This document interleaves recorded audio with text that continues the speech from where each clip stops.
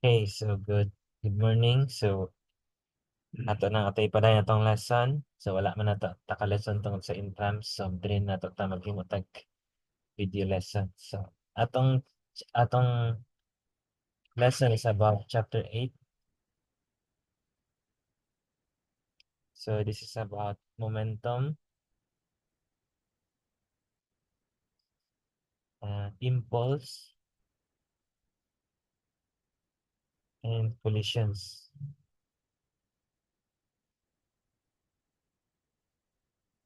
Okay, so let's recall first our lesson in chapter 2. Okay, so our lesson in chapter 4, I mean, that if you have a net force, this is equal to the mass times the acceleration. This is called the Newton's second law of motion. Okay. Since our acceleration vector is equal to the derivative of the velocity vector over uh, derivative of our velocity vector, so we can equate this one as the net force is now equal to the mass times the derivative of velocity with respect to time. So we can put this mass inside, ato ning isulod ning mass inside, okay? So the derivative of the mass times the velocity over time. So this is equal now to the derivative of the momentum vector over time, over dt.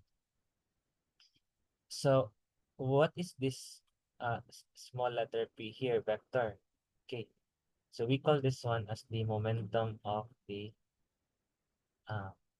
momentum of the particle, where this momentum, uh, small letter p, is equal to the mass, the particle's mass times the particle's velocity.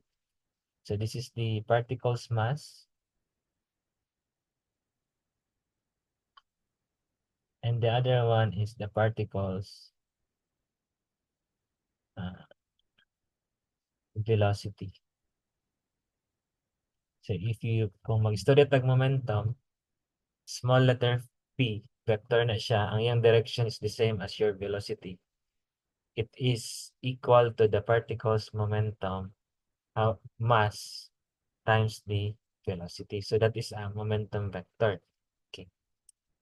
Aside from this one, we also have impulse. Sama ng impulse. This is denoted by vector J. Ang impulse is equal to the net force times the time interval. Okay, we call this one impulse. Okay. So, for example, you have a nakaibula, a wall, you have a wall here, and then you throw a ball in that direction. So what will happen is that over time it will be in contact with the wall. The wall then exerts a force on the ball. It's the force of the wall on the ball, and it will be in contact, okay, with the wall for some time. For example, it will be in contact on the wall for 0.10 seconds, and if you can calculate the force, then we can say that the wall exerts an impulse, then the impulse of this force that the wall exerts to the ball is equal to the net force times the time interval. Okay.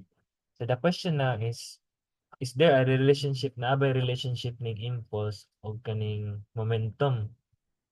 Pwede ba nato na sila i-relate? Can we relate them to each other? Okay. So as we continue, okay. So say for example, we have a constant net force. If we have a constant net force, so we have derived this one. So by the way, this is now the second law in terms of momentum. So ang atong second law na karon in terms of momentum, okay, is written as this one. So if net force is constant, unsa may mahitabo? Okay. If our net force is constant, therefore kaning instantaneous, okay, kaning this one would be equal to this one. The final momentum minus the initial momentum over the time interval. Okay. Just like your acceleration when your acceleration is constant, the uh,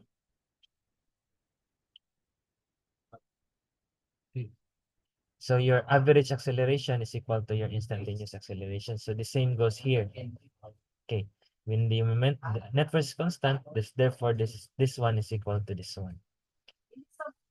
So given the definition of impulse, di ba mo niya itong impulse, that is equal to the net force times the time interval. Okay. So since ang atong net force is constant given by this equation, so we have the final momentum minus the initial momentum over the time interval. Okay, that is now our net force divided by multiplied by the time interval. So we can cancel this one, and therefore our impulse is equal, provided that the net force is constant, is equal to the final momentum minus the initial momentum.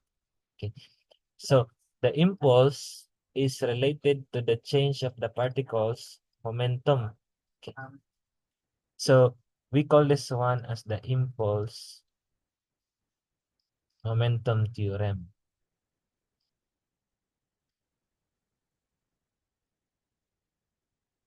Okay. So ang ato ding impulse kanto ganina kani this one related din siya sa imuhang particles, the change of your particles momentum.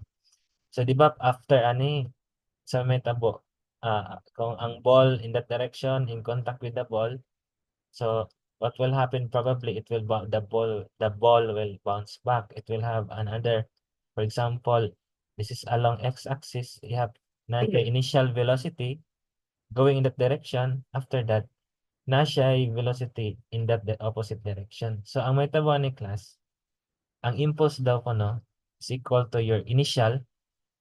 So we can write this one as your mass times your final velocity minus mass times your initial velocity.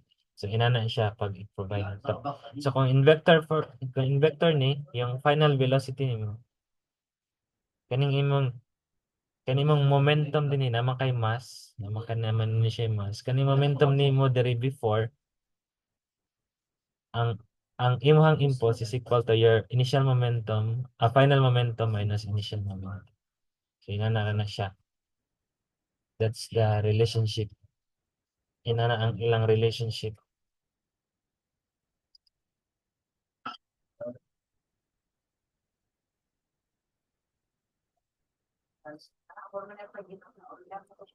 Okay. So, unsa man karon sir if the net force is not constant? So, will this momentum follow? O kuan ba gihapon na siya? Kani bang atong impulse is equal to the change of momentum ba gihapon kung atong net force is not constant? Okay, if our net force is not constant, then our impulse is given by this equation. The net force, okay, sorry. So our net force, which is this one, over dt. Okay. So if we're going to try, since our force is given by this equation, Newton's second law in terms of momentum, so there T1 over T2, the derivative of momentum over time, dt, so we can cancel this out. So since this is now in terms of momentum, so from initial momentum, final momentum is equal now to the derivative of the momentum which is this is equal to this is now equal to P2 minus P1. Okay. So it still holds the impulse momentum theorem, hold gyapon siya even if ang ato ang net force is not constant. Okay. So for this, since ang atong impulse kay duha man atong case constant of not constant, mag-define ta og F average, okay? Where ang atong impulse J is now equal to our F average over the time interval. So kay so what if sir ang atong impulse, ang atong net force is constant? So kung natay ang atong force is constant, therefore ang F is equal to F average. So muna atong equation. I don't know what is this equation. So if this is in this case, if the net force is constant. Okay. How about we apply this into a problem para mas ato yun siyang mahibaw-an. Okay. So we have here example 8.2. Muna yung atong example 8.2. Na kay bula nga ni hit sa wall. Okay. So this problem, ang iyang ingon, nada ko na kay bula, you throw a ball with a mass, na siya mass of 40 kilograms. You throw this one against a brick wall. Okay, kung mag-draw tag wall dere, na kay bula, you throw this one, na siya mass, okay, 0.40 kilograms. Okay, that is before. Then, it is moving horizontally, so it is moving in that direction.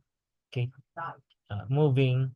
So since this is one dimension, Vx is equal to negative 30 meters per second. So kay in that direction man siya when hits the wall. Okay. Then after that, nag-rebound siya. So the ball now, so one-dimensional problem naman na siya, x. Okay. Ni-bounce back siya, na siya velocity, final velocity which is 20 meters per second, the same mass. Okay, before we go to in details, so let's take note that kaning impulse nato are vector quantities. Okay, equal na siya sa ato ang final momentum and initial momentum. Subot pa sabot, if kaning impulse nato is equal to, for example, in vector form, jx I hat, jy, j hat plus jk k hat, so muna yung vector form. So the same goes for the momentum. Okay, if we're going to expand this one, so we have P2x minus P1x I hat plus P2y minus P1y k j hat. This is j hat plus P2z minus P1z k hat.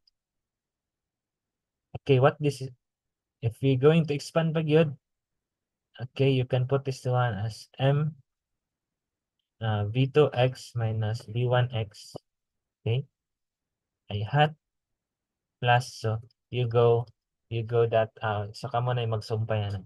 Okay, so meaning ang ato dayong impulse J, for example in one dimension, is equal to the momentum final minus the momentum initial, okay, which is equal to m V2x minus V1x. Okay, that is for the x component. Muna siya sa x component. Okay. However, ang other books uses this notation. For example, ang jx na to, instead of p2x, ang ilang gibutang is px prime. Okay. Minus px. Okay. Kaning na prime, this is the final values and this one is the initial. So we are accustomed, di ba, accustomed man ta sa katong 2, ang 2 ang final, ang 1 is. So sometimes for simplicity, I will be using this notation kanang nakay prime. Okay, let's go back to our problem nga natay bola nga padulong siya sa wall 30 meters per second. After nibanda siya sa wall, 20 meters na siya in the opposite direction. Okay, that's why we have negative 30 degrees at 30 meters per second. Kay gi-assume na to nga atong direction is sa positive x is nas padulong sa atong right side. Okay, ang pangutana karon, unsa daw ang impulse sa atong net force? What is the impulse of the net external force on the ball during its collision with the wall? So pangitaan na natong impulse. Okay. Since this is one-dimensional, for example, for the x component, instead of writing these very long equations, let's just simplify this and take this one, kaning x component lang. Okay.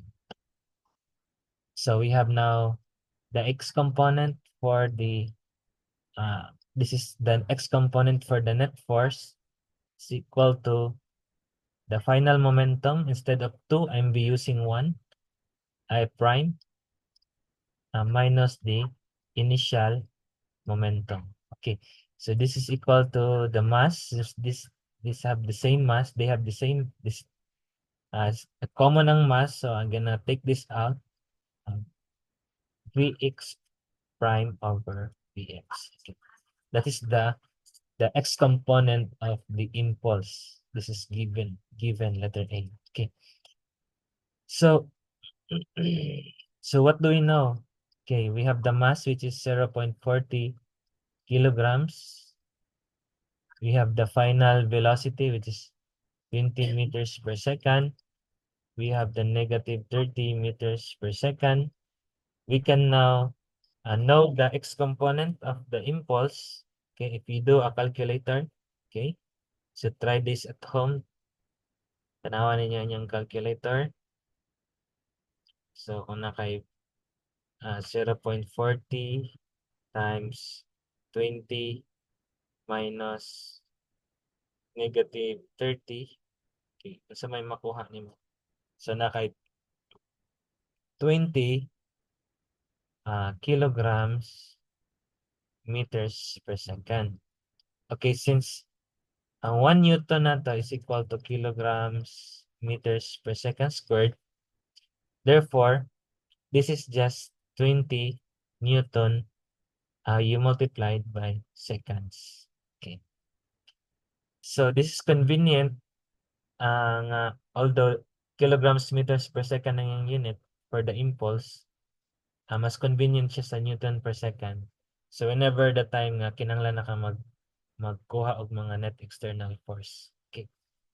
Sa letter B, ingon siya dire, kung ang bulad ako no is in contact with the wall for 0.10 seconds, meaning your time interval is by nag-contact sila ang wall of imong ball by this time interval. Pangitan doon nimong average net force nga gi-exert sa wall that the wall exerts on the ball.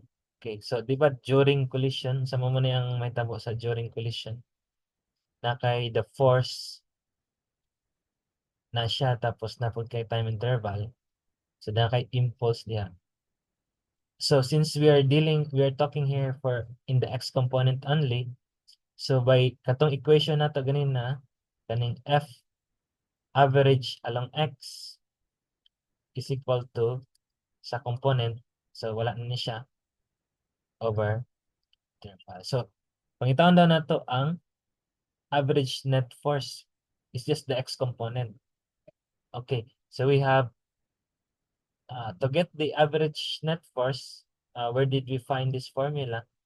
It came from this formula that F average along x times the time interval. So ang ato dayang impulse along the x component is equal to the x component of the force times the time interval. Okay. So na tayo 20 Newton per second over 0.10 seconds. Okay, so ang atong final answer, so we have 20 divided by 0.010. Okay, so this is wrong. So dapat 0.10 seconds. So matay 2,000 Newton. So 2,000 Newton. So that is our force. So this is an example for the impulse momentum theorem in one dimension. However, there are cases na two-dimensional na, just like for the example 8.3. So na kay in this example na kay soccer ball na kay mass initially moving to the left 20 meters per second, but then it is kicked. So after it kicked, it is moving 45 degrees upward. So na rin libog na sa din mo kay unsa naman ni sir kay one dimension naman, two dimension naman ni sir. So pangitaw na to ang the impulse of the net external force and the average net external force, assuming that the collision time is this given by this time interval 0.10 seconds. Okay. Ato din yung drawingan kas para di ta malibog. Okay, na kay soccer player here. Okay. So initially ang ball niya padulong sa iya ha. One dimension pa. Okay. Which is to the left. So your velocity here, the magnitude is given by 20 meters per second. Okay. So you need to have the knowledge of vectors. Okay, after that, si soccer player, yan ang isipa. Okay. Okay. Pagsipa niya, okay. So for example, diri ang atong ball gikan. So this is 45 degrees. So the ball now is moving upward 45 degrees from it is moving at 45 degrees upward to the right with the speed of, so ang iya da kunohang magnitude sa iyahang velocity is 30 meters per second. So those are the given. Kanang maglisod. So maglisod na mo kay nga naman two dimension naman na. So let's stick to the formula. So what do we know? So this is two components. So we know that this is thus in vector form, or this is just the final minus the initial. The final momentum minus the initial momentum. Okay. So since we have here the x and y component only, so wala tay atong j is equal to jx I hat plus jy k hat j hat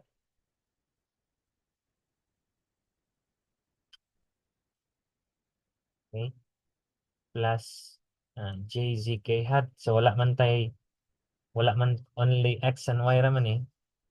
So we know the x component, okay, which is m1 m times, so we have here the same mass, which is 0.40 kilograms. Okay, so m vx prime minus vx. Okay, and we also have jy, okay naman tayo y component ani, so m vy prime minus vy. Okay, asa man na siya ibot pasabot ani? It comes from here.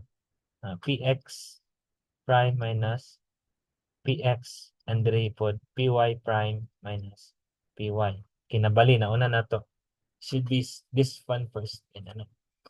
So to answer this one, dapat kabalo ka unsa ang so dapat kaila ka ni unsa si Vx initial, unsa si Vx final,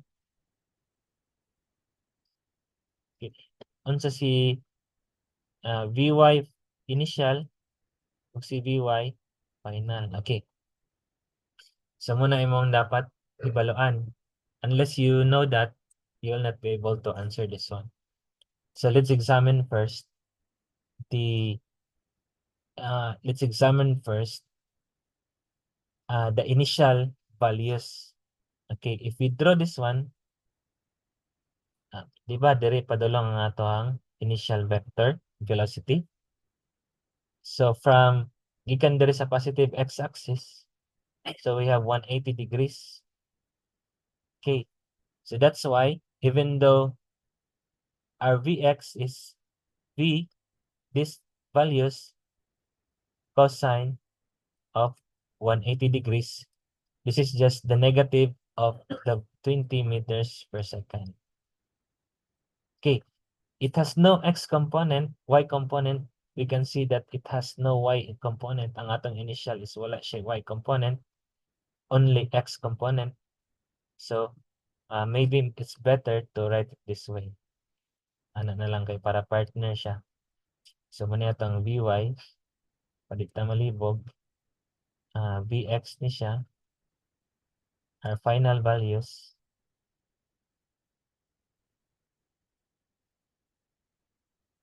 our initial, our final values, ano na lang siya. So the Vy is 0 because you can see here that only in the x component. So if we draw naman the final velocity vector, okay, di ba na siya diri Vy prime, Vx prime, na po siya diri Vy prime, and we have here angle 45 degrees. So our Vx here prime is just equal to this one, the magnitude 30 meters per second cosine of 45 degrees.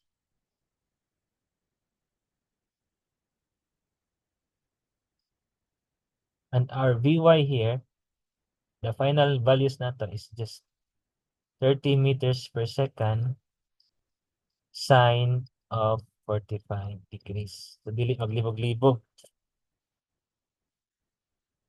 So if you do our calculators, we have 30 cosine 45.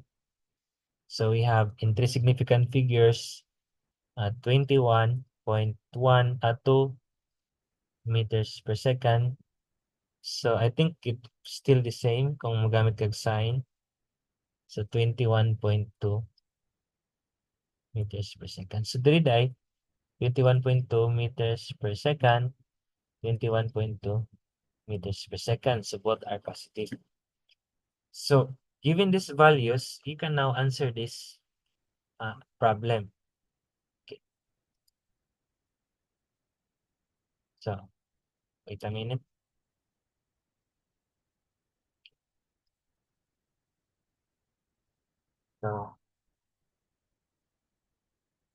So na naman tayo nakuha nga values. So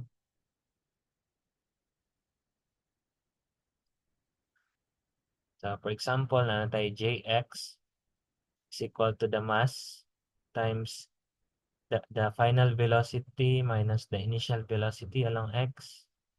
Na tayo Jy Py prime minus Py. Okay. So we are given that our Vx is equal to negative 20 meters per second. Our Vy is equal to 0. Our Vy prime,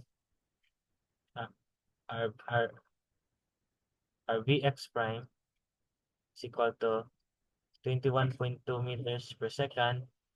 Our Vy prime is equal to 21.2 meters per second. Okay, so we can now solve for Jx is equal to 0.40 manaka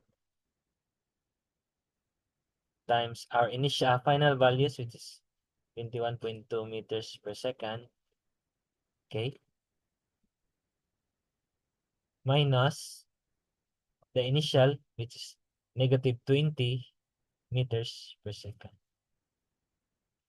For the Jy also 0.40 kilograms times 21.2 meters per second. Ang nagikan sir, diri na siya sa atong mga values minus 0. So this is for letter A pa nina. Find the impulse. The components of impulse atong gikuha. But if you're asked for the vector, kabalo mo dapat makuha sa magnitude of direction.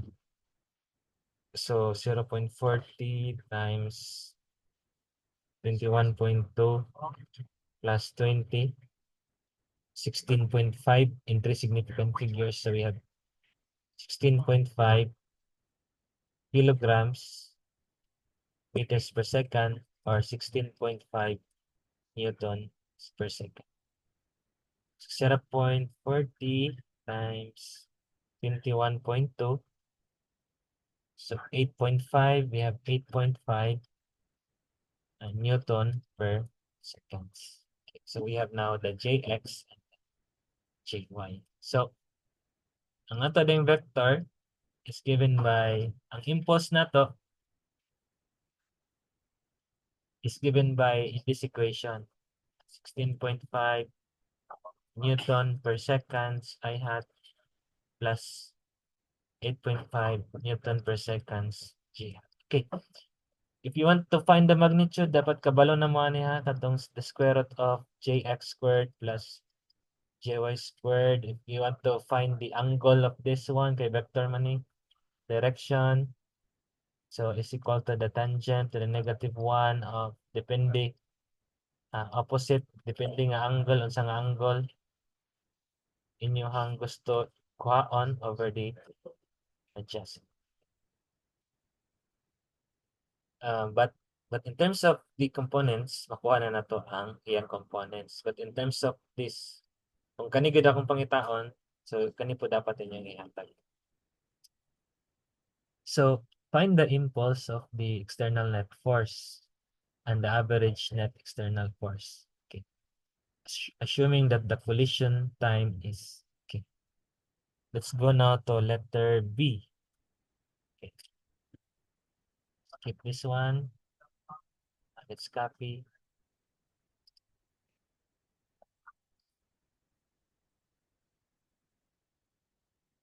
Okay, so what do we have? We have the components.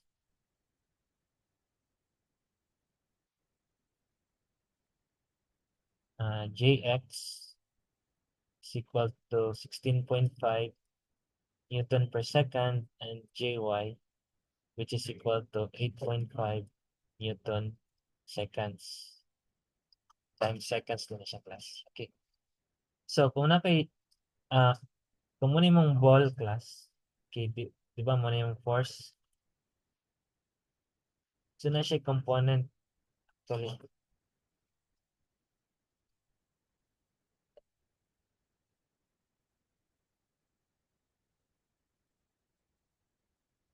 So, ano yung atong force? To get the to get the average net external force, pakita na to ang component sa iya assuming nga na collision equal to 0.10 seconds kung muna atong time, then atong F average along X is just equal to Jx over this time interval. So we have 16.5 Newton per seconds over 0.010 seconds.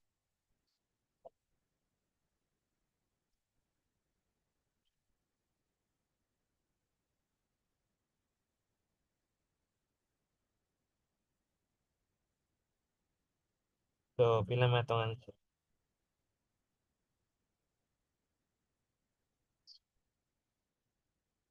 Okay. So 1,650. So this is 1,650 Newton. Okay. For our F average along Y, this is Jy over the time interval, which is equal to 8.5.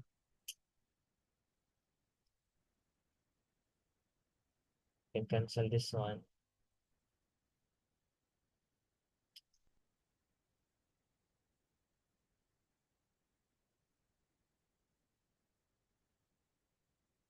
So they have 850 Newton. Okay.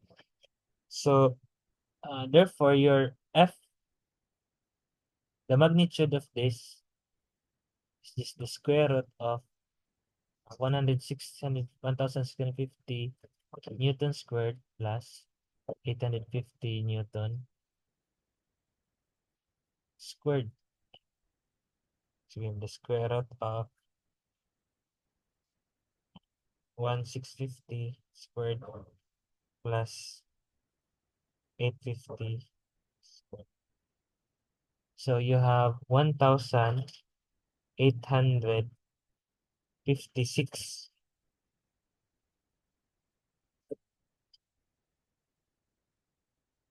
850 ba sinarong naka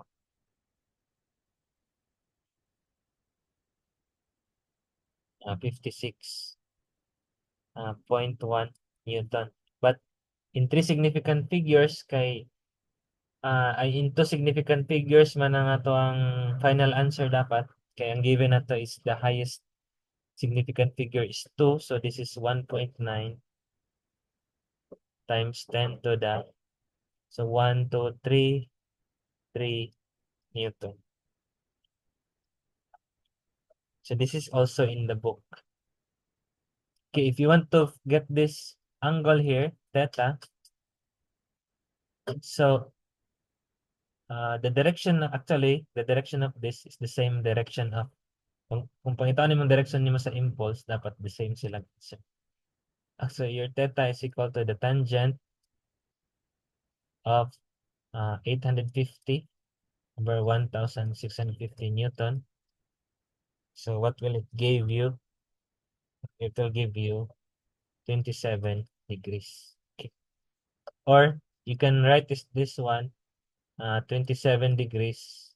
This is 27 from the positive x-axis. 27 degrees north of east. Or you can write this one.